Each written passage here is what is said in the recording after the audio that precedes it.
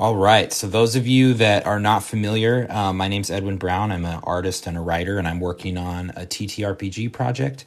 And every fall for Inktober, I do daily drawings of creatures, and it's helping me finish all the creature designs that I'm trying to do.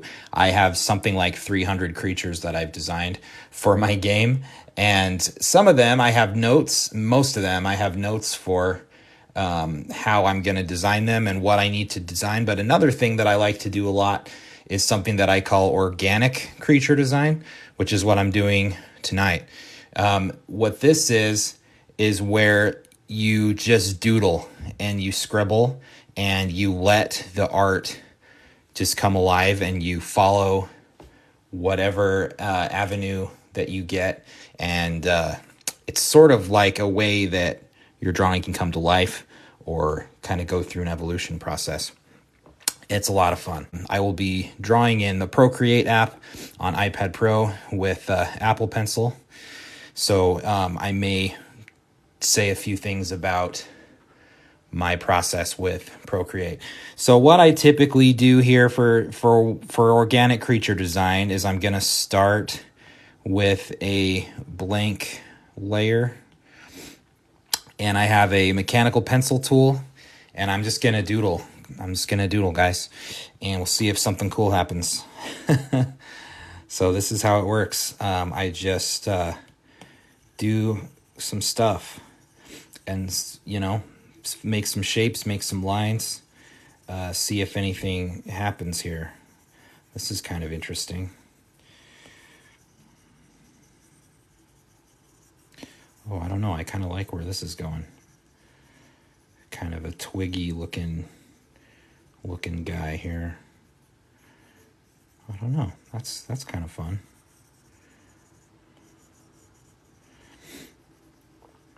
So then maybe I'll at this point I could put it aside and do some more and then come back to it, or if I want, I could kind of do a little more detail and kind of see if it goes anyplace. It's almost like a little tree guy, little seedling tree on Pikmin sort of thing going on here. Again, I'm not looking at any references. I don't have any pre-existing idea of what I need to draw tonight.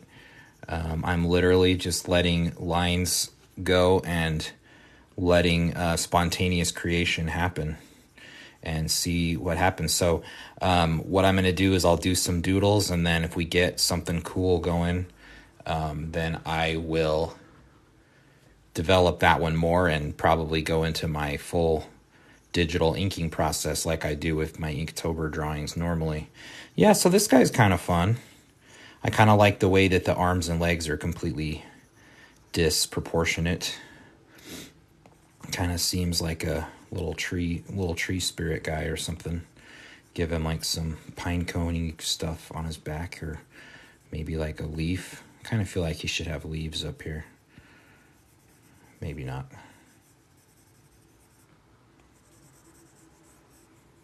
I don't know. Let's go for it. All right, so I'm going to select that guy and shrink him down and move him up here for now. All right, let's try something else. Okay, so already this is giving me like a tail back here, and then this is like the body, I guess. And I think I actually want to flip this guy around like that. All right, I'm gonna zoom in a little bit. And this kind of seems like, I don't know, maybe some fur or feathers, and then maybe there's like a limb down here. This kind of seems like a paw with claws, maybe. Like a little, maybe like a cat-like foot, or a dog or a raccoon or something. And then there's like a body coming back here, and then like a big, kind of like a squirrely tail, I guess. again, I don't have any plans. This is just happening. A lot of times I have a plan of what I want to draw, and I already have the notes, and it's, it'll say this is a creature that looks like a mix between a buffalo and a stag beetle or something like that. So then I'll go with that, right? And I'll do, doodles and sketches based on that concept or based on that thought that I had. But in this case, I am literally just making stuff up off the cuff here.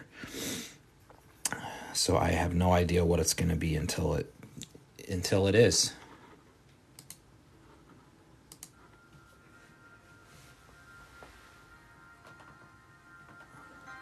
Thought I'd put on a little background music for a minute. This is my my Dungeon Synth album that is on YouTube.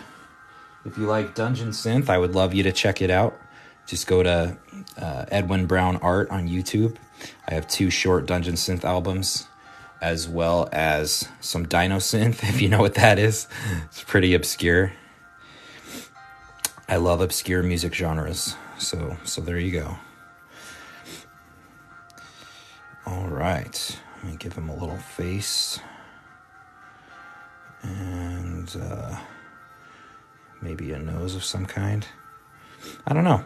There's nothing particularly alien or magical looking about this guy. It's a perfectly interesting little creature, I suppose. But if I was going to develop this further, I would definitely make some tweaks to make him more interesting. Shadira, my world that my game is set in, has some creatures that are very similar to things we have, on Earth, but other things are very different. And so this fall I've mostly been leaning into the weird, because that's what I'm doing right now. But I have some things that are very clearly fish-like or very clearly mammal-like, and see what we get. All right, this has already given me like a dinosaur, rhinoceros kind of thing here. Almost like, I guess it could also be maybe like a scorpion tail, but we're gonna go with this. Give him a body, I suppose. So long legs, I guess it's almost like a giraffe maybe, or one of those prehistoric rhino things that were super, super tall. The name is escaping me right now. Indricotheres, I think is what they're called. Indricotherium. I've done a lot of study for fun on dinosaurs and prehistoric mammals especially, and I just love megafauna. So there's a ton of megafauna in my game. I'm a big fan of that stuff. All right, so I guess I gave him kind of a rhino lip, or maybe that's a beak. I love putting beaks on things that normally are not a bird for some reason. That's one of my things. And I love putting feathers and scales and armor and, things like that. And actually within the lore of Shadira, there are a lot of reasons why creatures have projections off of their body, because there are elemental particles of each of the elements that are flowing through the air and through the water and through the earth and so on. And they collect. So a lot of creatures have structures on their body that collect those particles, sort of like a sieve or a net. And then the particles are absorbed into their body, and then they basically are charged up like a battery. And then they're able to express that elemental energy into a power, sort of along the lines of what you see on things like Pokemon. Not all the creatures have elemental powers, but a lot of them do. And so it really makes sense within that, theme that many of the creatures would have, spikes, horns, feathers, fans, whatever it may be, that are acting as a sieve or a net. So I do that a lot also. I think it's It's on brand for what I'm doing. Okay, so we've got this sort of weird rhino thing. Oh, this is interesting. Okay, so this guy's, I guess, got sort of a, maybe a froggy kind of amphibian fish looking vibe going on here. And he's got these kind of spidery jointed limbs. And then it's given me like prickly kind of claws. So we're going with that. Again, this is just flowing out of me. I'm not looking at anything. I'm not planning anything. It's just whatever the lines tell me to do, or whatever seems like it makes the most sense. All right, so then we're gonna give him some more claws on this side. Kind of looks like he's looking towards us. Maybe give him some like sort of a piranha jaw here, some teeth or something. And something along those lines, and then he has kind of a body back behind him. Starting to look a little bit like a Pokemon now, this guy. It's like a, what do you call it? Ghastly or a Gengar, whatever, one of those ghosty types with the big toothy face. And give him some back feet back here. A lot of creatures in Shadira have more than 4 limbs. So that's another thing that I have the freedom to play with, which adds to the alien nature. A lot of them have more than 2 eyes also. Well, I guess maybe not a lot. Some of them have more than 2 eyes. So that's another thing I can play with. In my opinion, when you're doing creature design, I personally try to avoid the what I call the chimera effect. For those of you that aren't familiar, the chimera is a creature from Greek mythology, or I believe it was Greek, that was said to have the head of a lion, the head of a goat somewhere on its back, or the body of a goat, or depending on the source, and the tail is like a snake. And in other words, it means, basically any creature that's a composite of other features, heads, limbs, claws, wings, whatever, of a specific creature. And a lot of our mythological creatures, are that. They are composite of different pieces. And so I try to avoid that with what I'm doing. I don't want it to look like, a thing that has the head of a bird and the body of an eagle, or a body of a lion or something. I want it to look like the features and the effects and the traits are all smooth and they kind of evolved naturally, or, they were basically developed that way, not like they were stuck together, if that makes sense. All right, let's just do some... Ooh, okay. Yep. I see where this is going. So this guy is giving me like a bumblebee, sort of. So he has like a big, so this is a wing right here. This is going to be a wing or a wing-like structure right here. And then this is going to be one of those beefy bee legs that they have, like a pollen basket going on. And then this is like a antenna thing.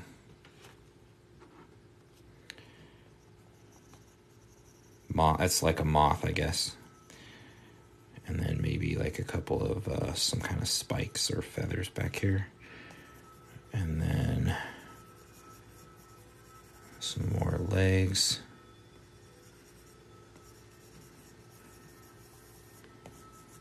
And then he's got to have some kind of cool, like one of those multifaceted eyes or whatever.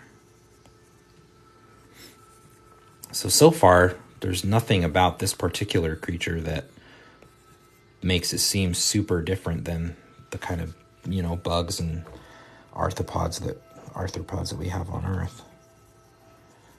So again, if I was going to develop this guy further, I would likely do some fun things to make it even more weird. One thing that I do with a lot of my creatures that resemble bugs is I like to give them something that our bugs clearly don't have, like ears, like visible ears, or a visible tail. I do that a lot. So you can give them like, you know, almost like a cat ears or something. And then like instead of an abdomen like our bees and wasps have, you can give them like a foxtail. Why not? Or like a raccoon maybe. And then he probably couldn't fly with that wing. That seems more like it's a vestigial structure. Maybe he evolved from something that was like a bee in the past, but now he's gotten bigger and the wings are just for display or something. So that's one possibility.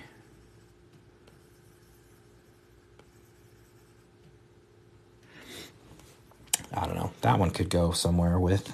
We could go somewhere with that guy, possibly. I do have a creature that is a lot like a bee that I've done in the past. It's one of my most popular creatures among my players. All right. So have you guys ever had that thing where you look at grains in wood, or the bumps on a wall, or the patterns in a carpet or something, and or the popcorn ceiling or something, and you like see a face, or you see a creature, or you see some sort of suggestion of of an animal, or a face, or a person, or a monster, or something. That happens to me all the time.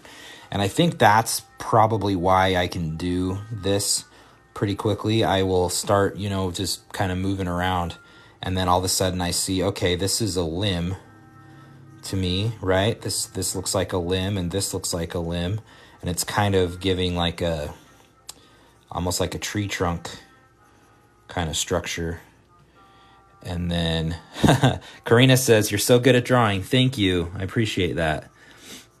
It's been a thing I've done my whole life probably. And I really, really enjoy it. Especially the creative side, creating monsters, creatures, maps, aliens, things like that. I suppose I should probably stop after 10, or pick one, I should probably pick one at 10, and then we can do some more work on it. Because doodling is really fun, but sooner or later I got to get down to it. Obviously, if we really discover alien life, it's probably not going to follow any of the rules that we have and any of the classifications that we've assigned to carbon-based life. It could be completely bonkers and foreign into all of our understanding of what life even is. So for Shadira, I'm not that deep into it. I'm not that alien to where it's completely unrecognizable, right? I want it to be somewhat relatable and familiar, but also strange and fun and just bonkers enough to be interesting. With one thing I've learned from studying biology and watching things like Planet Earth, which is an amazing series, by the way, plug for Planet Earth, is just how diverse and amazing and interesting and bonkers our animals are on this planet. They will do the craziest things. They have, it's just wild. Not only physical things that they have on their body, electricity and lights and heat sensors and, poison and all this other stuff, venom, whatever, all of that, but also just the different behaviors that they do, the way that they form symbiosis with other life, the weird things they do to be able to find food and store food and find a mate and have babies and all that stuff, the crazy journeys that they take, the crazy climbs, the displays, the camouflage, all that stuff. Those are all things that you can use in your creature design to inform your decisions and to help you think of ideas.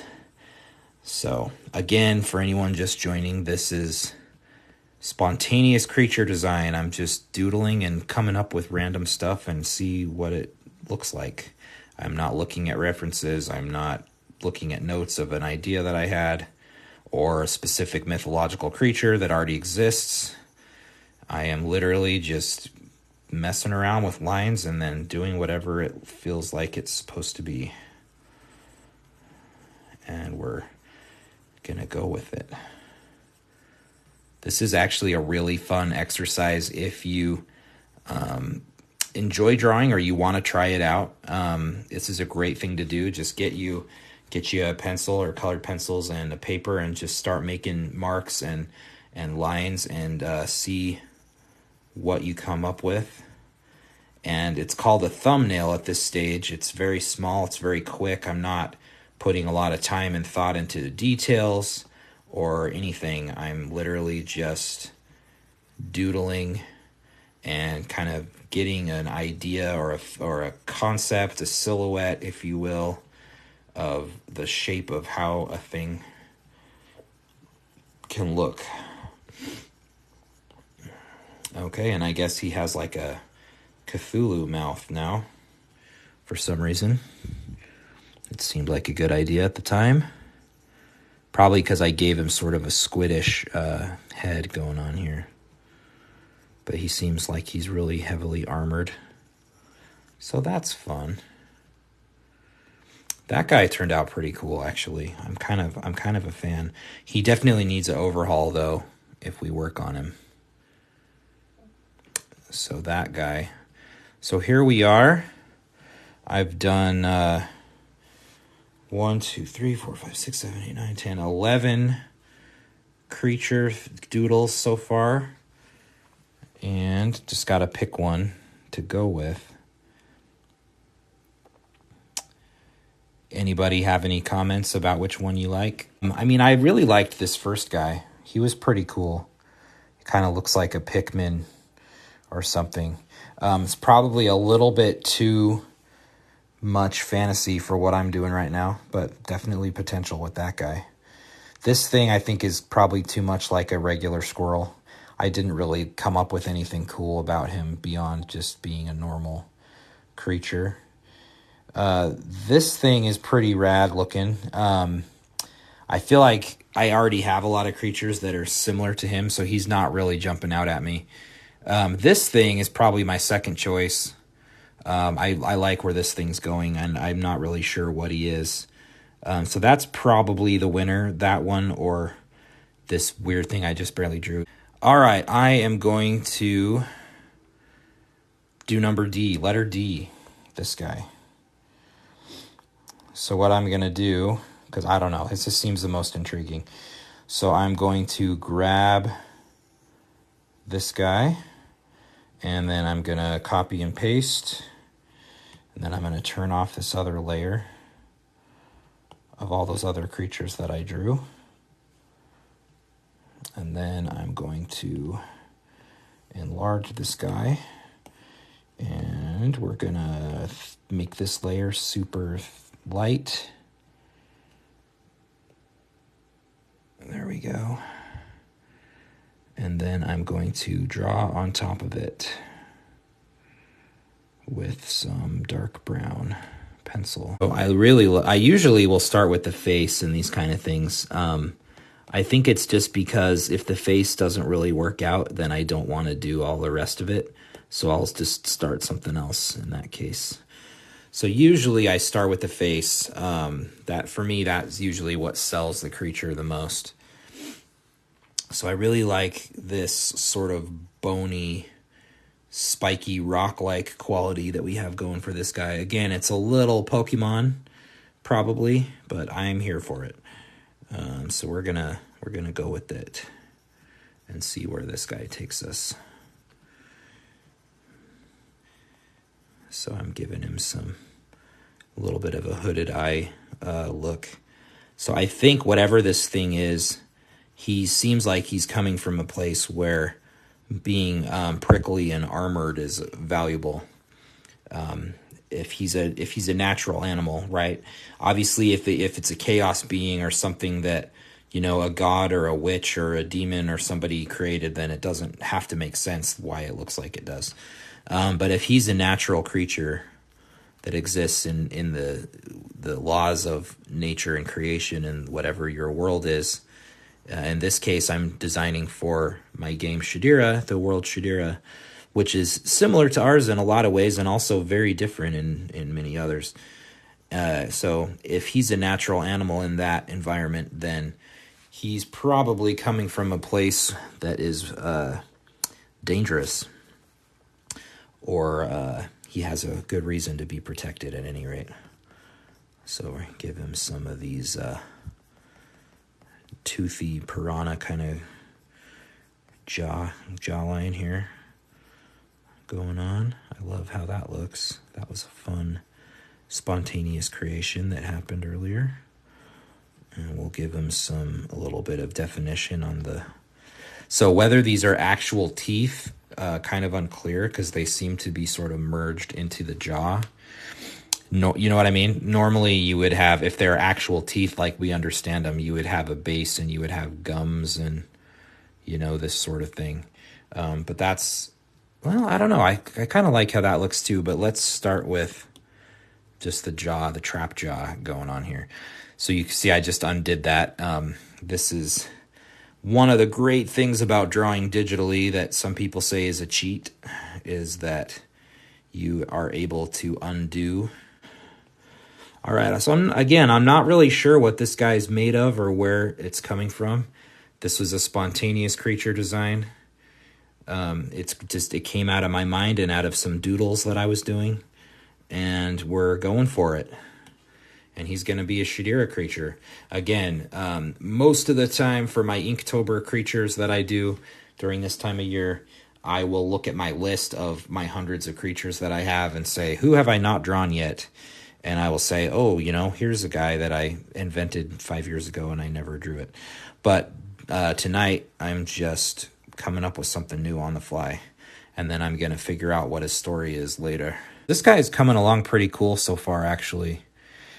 Oh, thank you. Someone said, I love your style so much. Thank you. That's really nice. If you like what you see, I would love it if you will follow me here and maybe follow me on Instagram. I'm posting my Inktober creatures daily. For the most part, I'm doing it daily. And it really helps me get the word out for my game that's coming out. And for, you know, supporters, I just launched a Patreon for my game and my art. So if you are interested in that, or you feel like you're able to support my game coming out, it's going to be free. So it's going to be free or pay what you want. That's really important to me, that there not be a paywall. So if you are in a position that you want to help the cause, that's great. The game will be free no matter what. So there's not going to be any, again, there won't be any paywall. There won't be any situation where you have to pay money to be able to play the game. I am going to definitely offer patrons unique things that are not available to everybody, because they've got to get something for their contribution. So I will have exclusive content as well as probably things that you can pay for if you want to and you have the money. But the game itself, the core game, the rules, the classes, the inherent creatures, the system, everything you need to play the game is going to be free. That's just what I really wanted to do since the very beginning. I want it to be something that people can just run with and not have to spend money. So, yeah, that's what we're doing. We're getting really close to the beta test officially kicking off. We've done some. I've game mastered a few sessions for some of my beta players, but what I'm really looking forward to is finishing the book so that other people that are not me can be a game master in Shadira. It comes with its own D8 based system of rules that's very story focused, very simple, not a lot of rolling, basically no rolling unless you want to. And that's the way that I do the game at my table. Obviously people will do it differently. He kind of looks like he's climbing up something too, which is cool. So maybe he's like looking up a tree.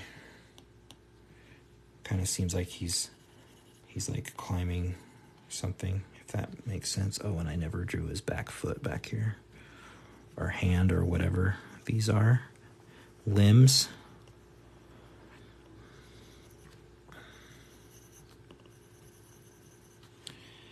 Yeah, that's cool. That looks like he's climbing something coming towards us. Something I'm focusing on this year with my Inktober is really focusing more on the dimension and the angle of where the creatures are coming from. I have a tendency to be very concept art based, which is fine. You know, where you basically draw them at the angle that will be able to show the most of what their body looks like for design purposes, which is great when you're designing something. But when you're trying to create a dynamic artwork, it often is better if you will give it, you know, some more dimension and personality, and not so much just focusing on exactly what does everything look like, but, you know, give it some sort of story or some sort of dimension or some sort of personality, which I definitely think we have here with this guy. He seems like his face is much closer to us than his tail, and that, you know, we've got this we've got these lines of perspective going.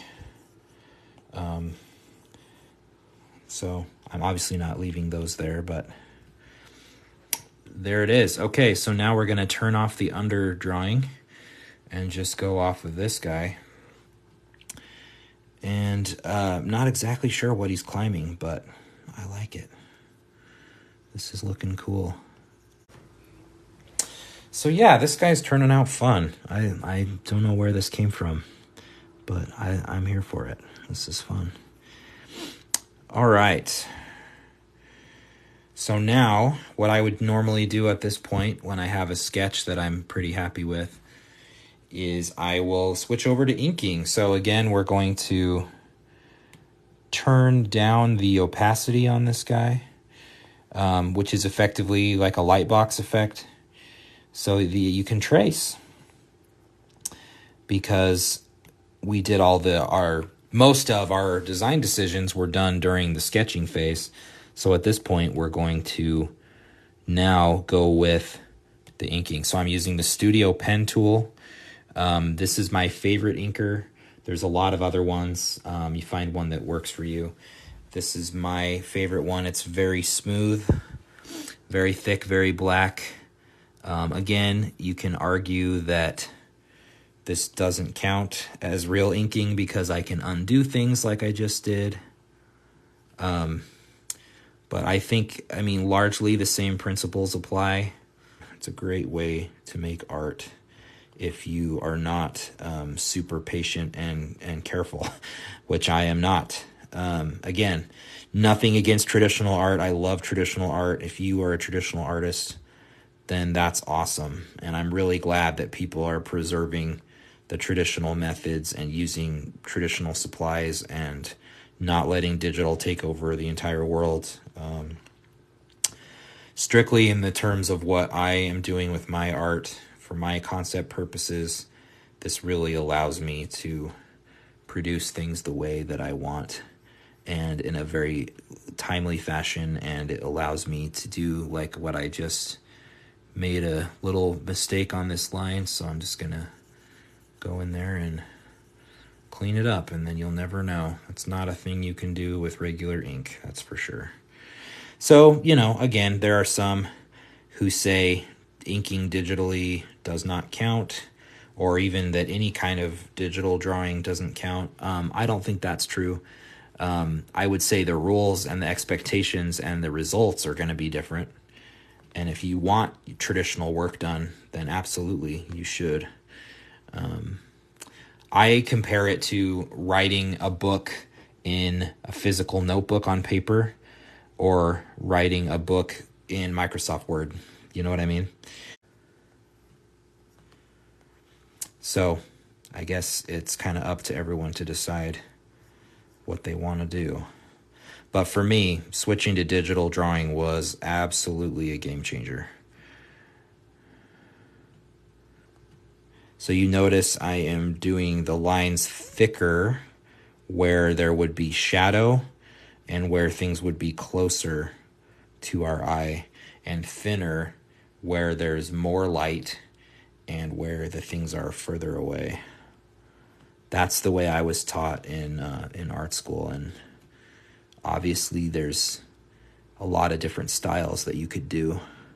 And I am not a professionally trained inker like the guys that work for Marvel. But I have kind of my own method, I guess, that I've refined over doing Inktober creatures since 2018. So if you think creatures are cool, you can go check out my Instagram. I have 5 years worth of creatures on there, and I actually don't have that many followers on Instagram. I have a great presence here on TikTok, but my Instagram has always been small, and I think it's mostly because I took the approach of I'm going to draw and post my art and do my thing, and if people like it, great. If they don't, that's fine. And I didn't really do things specifically to try to lure new followers or to target specific things to achieve more followers. I just have my art speak for itself. So, you know, so far it hasn't spoke that loudly, and that's okay. It's not why I do it. I'm not here for followers. Followers just help me get the word out, but I'm doing it for my own enjoyment and because enough people have expressed interest that I really want to finish it for them. But even if nobody cared, I would still be doing it because this is what I do. This is me. This is my deal. This is what I do. So, and he's got to be some kind of spiky, scary monster dude who's maybe looking up at a tree. I get the vibe from this that like I'm hiding in a tree and he's like coming up to get me. Is kind of what I feel here. Oh, hey Tamer, thanks for joining. I'm glad you like it. All right, I think we're gonna call it. My hand needs a break anyhow, so I will finish this guy tonight likely, and I will post on Instagram the final results. And so thanks everybody that watched. I hope you enjoyed that. Again, working on a TTRPG called Shadira. I make videos about world building and explaining my world and the creatures, then the magic and the races and the maps and all the cool things. I have a Patreon for the game if you're interested. I have Instagram where I'm posting my creatures. I have a Facebook. I have a YouTube. I mean, I have all the things pretty much.